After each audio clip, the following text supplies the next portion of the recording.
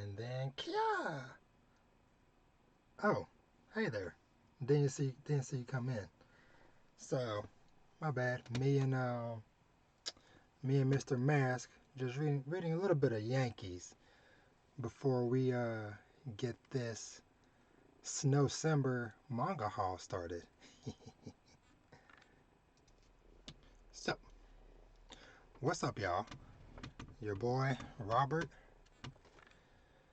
is back, and I guess my little guest has left me. Let me see if I can find him. My assistant for today, Mr. Mask.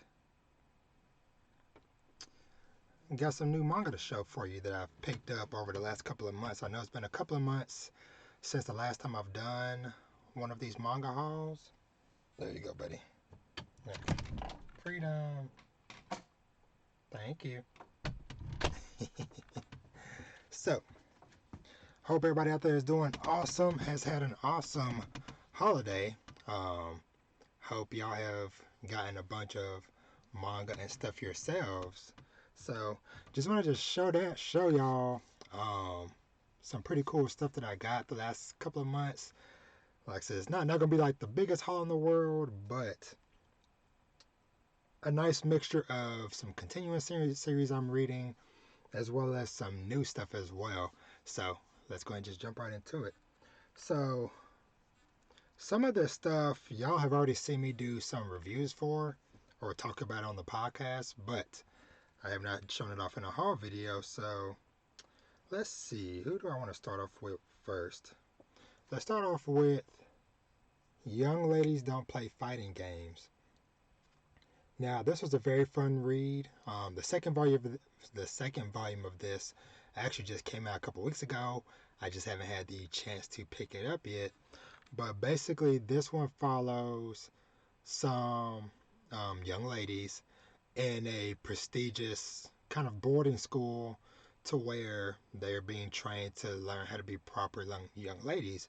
Well, a couple of young ladies, these two on the back, they end up encountering each other through their love of video games, which, by the way, video games of all sorts is strictly banned from the school. If you get caught playing video games, then you'll be expelled.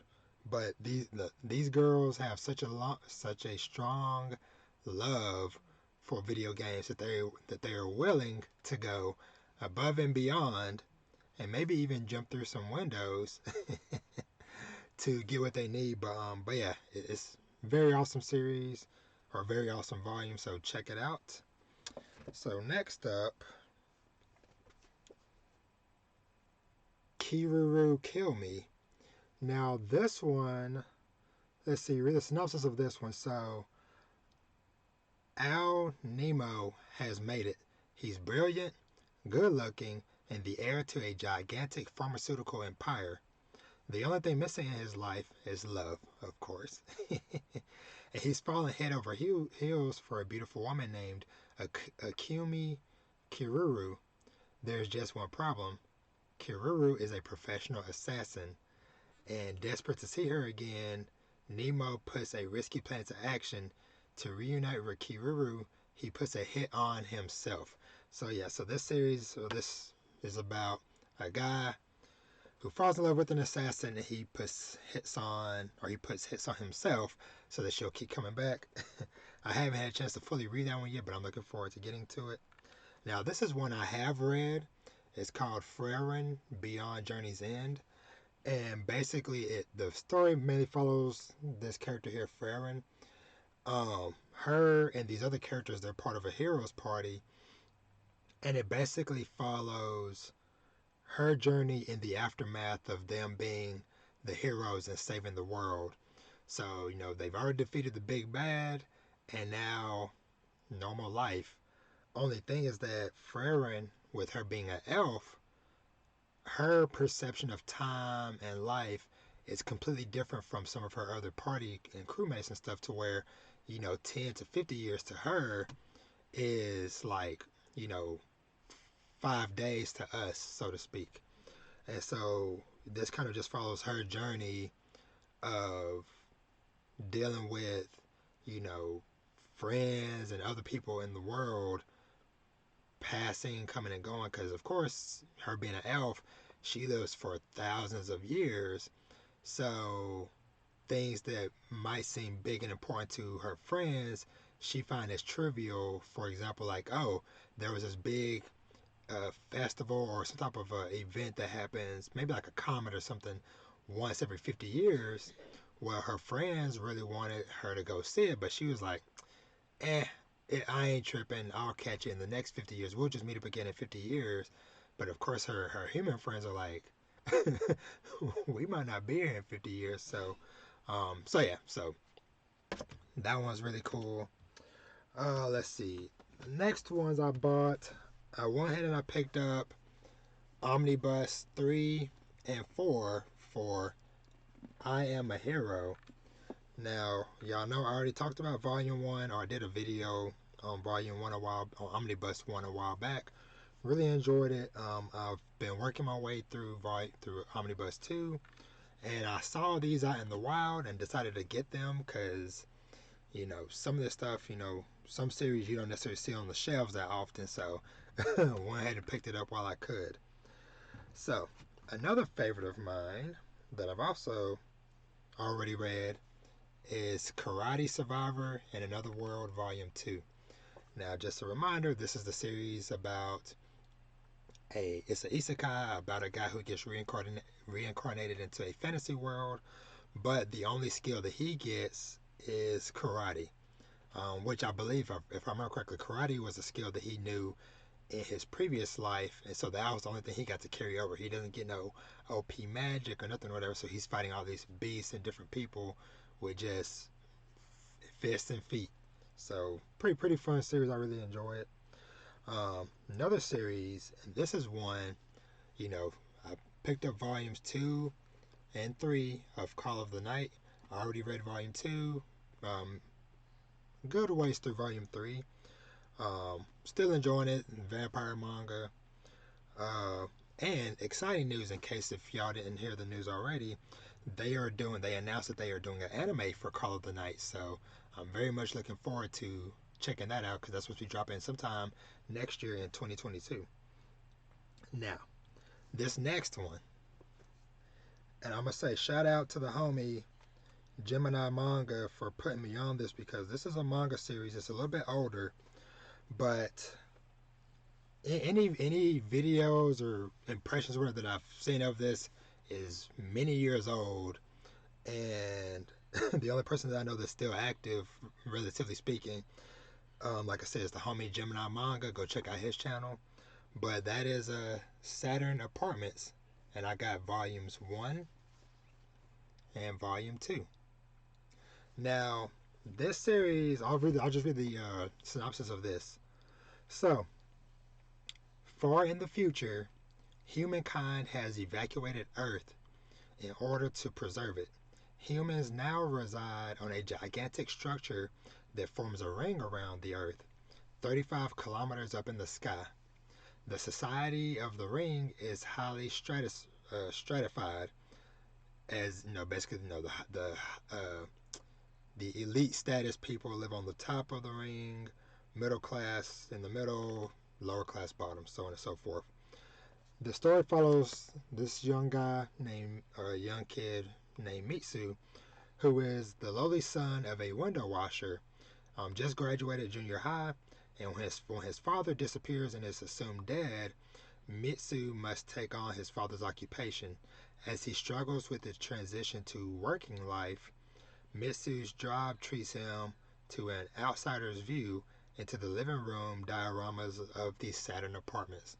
And so this is one I've started reading already, and it's just I'm enjoying just the kind of, I don't know if mundane is the right word to use, but that kind of setting and vibe of just this guy, like the synopsis said, his dad passed or his dad presumably went missing because they just find his rope cut one day and don't know if he drifted off to space, if he fell down to Earth, who knows.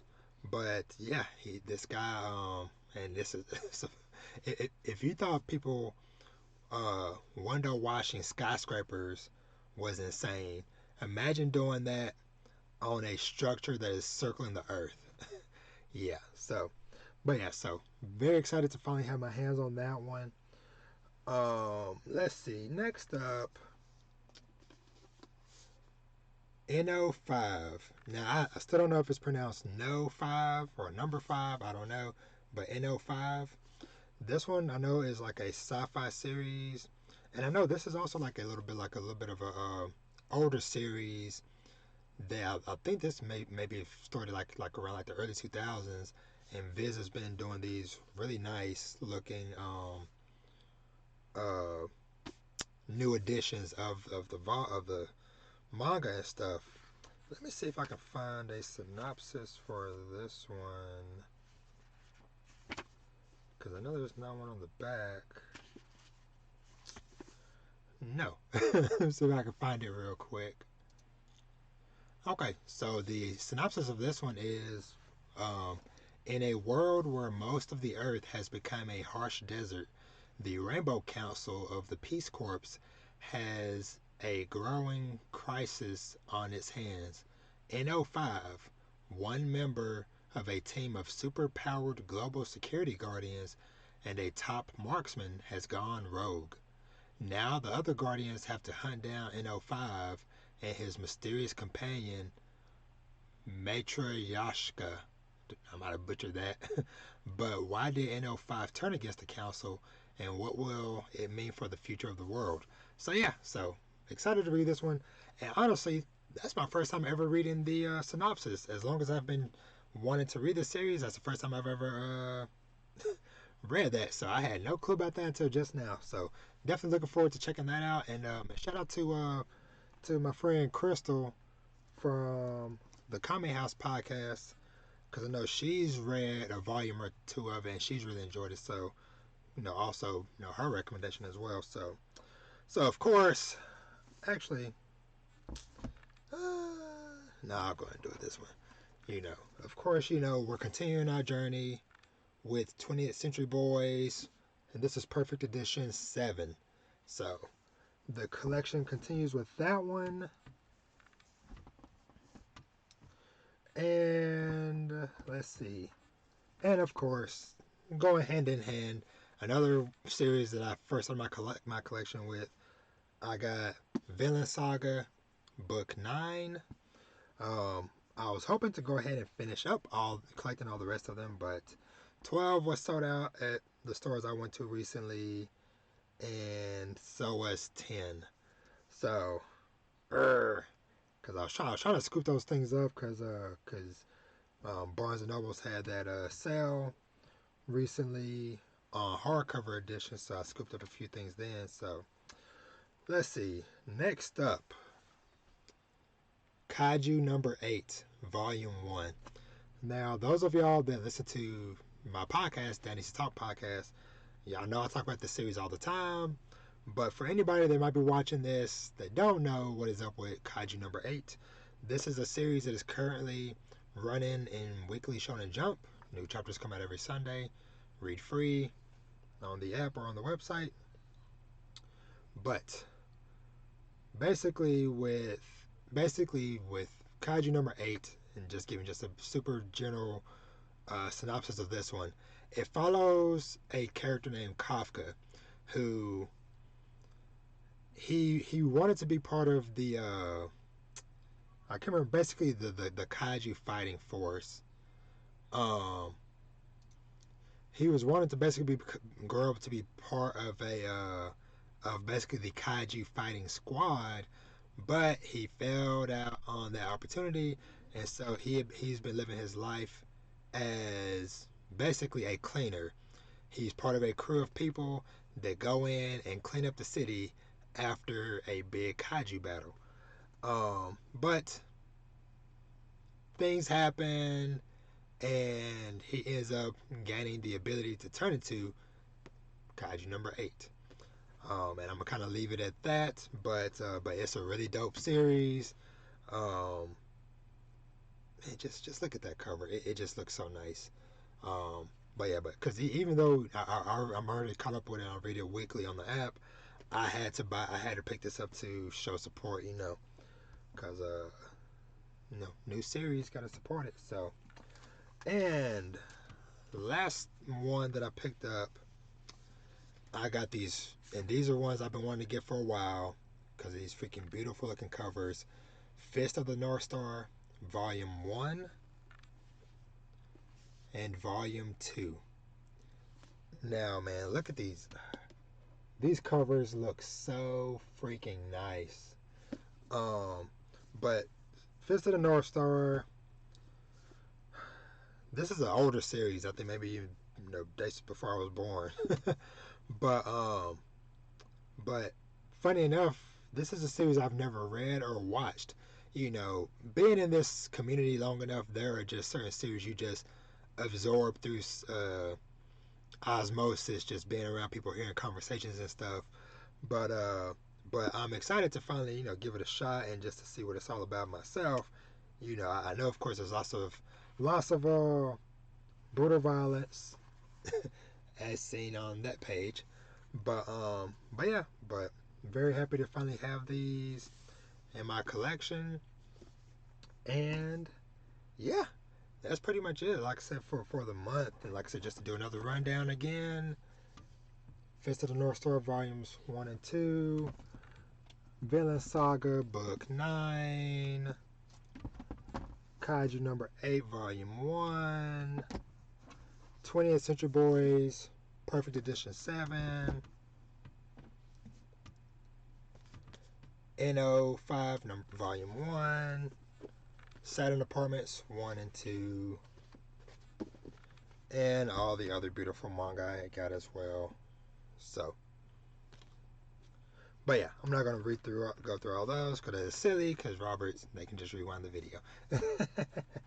But yeah, but that's gonna do it, and that is my last manga haul for 2021. Hopefully, because my birthday is next week on January 6th. Hopefully, maybe some gracious people might bless me with some manga for my birthday. I have some very specific ones that I got my eyes on. Of course, the rest of the Villain Saga ones, Die Dark Volume 3, Young Ladies Need to Fight Volume 2. Those are my main ones. So if you're watching and you want to surprise your boy, I'll take some birthday surprises. But anywho, I hope y'all have had an awesome year of manga collecting, and here's to 2022 and me hopefully buying a new shelf at some point, because I already cannot fit this little shelf. I have nowhere to put all those. So I'm just going to carry them in my little, I have a backpack that I put my manga and stuff in. But yeah, I'm very excited to get to read into all of this stuff. Be on the lookout. I'm going to start back doing more manga reviews for stuff, because like I said, I've read a lot of stuff that I haven't done videos and stuff for yet. So be on the lookout for that. And yeah, so I hope y'all have an awesome rest of y'all day, week, rest of the year.